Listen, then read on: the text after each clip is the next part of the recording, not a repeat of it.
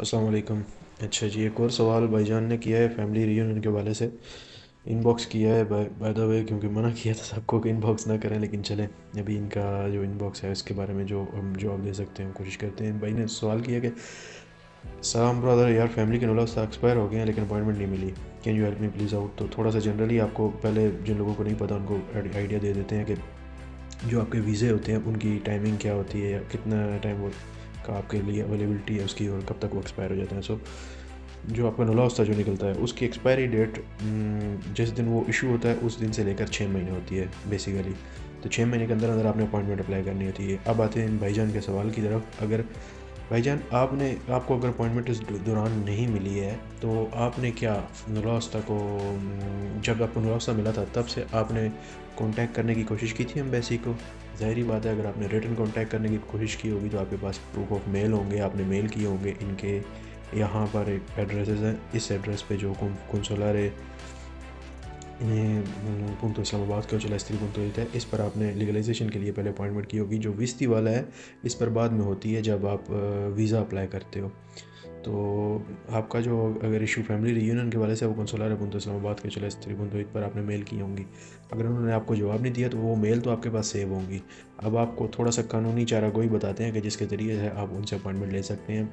आपका अगर नॉलेज उससे ज़्यादा टाइम नहीं हुआ एक्सपायर होने को, तो इसमें ये है कि लेकिन अगर आपके पास प्रूफ हो, लाइक वो मेल जो आपने उनको लिखी हुई है वो मेल अगर आपके पास अभी भी आपकी ईमेल में सेंट आइटम में सेव है, या आपके पास कोई उनकी रसीद अगर आपने पैक मेल की हुई हैं तो वो भी हो सकती हैं। तो उस बेस पे आपने वो सारे एक लिस्ट बनानी है।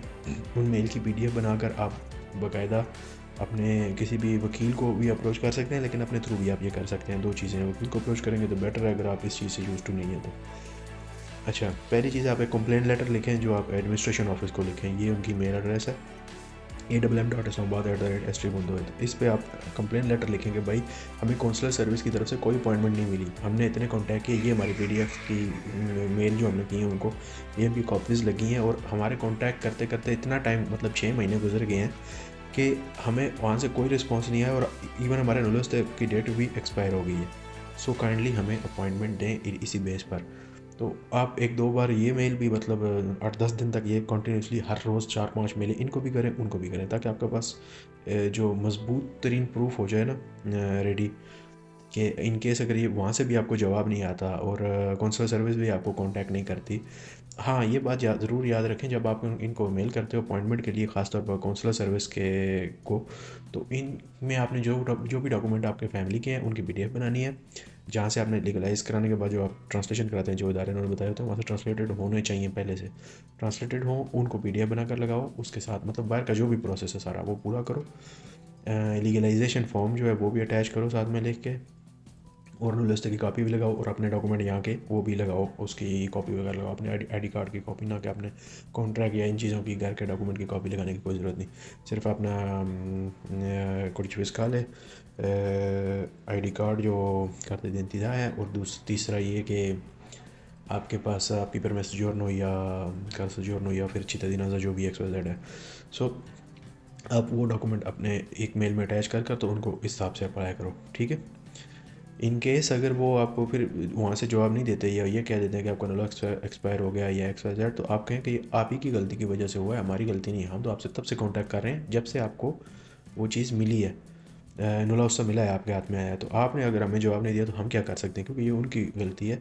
सो अगर पहले तो आपको वो जवाब देंगे अगर आप उनको कंप्लेंट लेटर लिख कर इस तरह डिटेल में भेजेंगे। इन केस अगर वो जवाब नहीं देते तो आप किसी भी ऐसे वकील के पास जाएं जो पब्लिक ऑफिस होल्डर के जो स्टेक्स के जो कंट्रोल देखता है, मतलब जो केसेस देखता है। जिस तरह कोई कमूने में जाए आपके के साथ बदतमीज़ी करता है, जो कोई पब्लिक ऑफिस आपके साथ बदतमीज़ी करे, पब्लिक ऑफिस आपकी बात ना सुने, आपकी दरख्वास्त कबूल ना करे, आपको रिजेक्ट करे बिला वजह, तो आप उस पर केस करते हो। आप उस तरह के वकील के पास, इमिग्रेशन का वकील वो नहीं होता, खैर वो इस हवाले से दूसरे वकील होते हैं, तो वो उन पर रिकॉर्ड्स तो कर सकते हैं, उन पर केस कर सकते हैं। तो एम्बेसी क्योंकि जिस तरह जहाँ पर आप कांटेक्ट कर रहे हो वो एक पब्लिक ऑफिस है, सो आप उन पर बाकायदा केस कर सकते हो, जिससे रिकॉर्ड्स तो करोगे कि आपको उन्होंने जवाब नहीं दिया, आपने अपनी तरफ से पूरी कांटेक्ट करने की कोशिश की है। लेकिन अगर आपके पास प्रूफ है तो तब ये सब प्रोसेस आगे जाना नहीं तो बिल्कुल मत जाना भाईजान, ठीक है।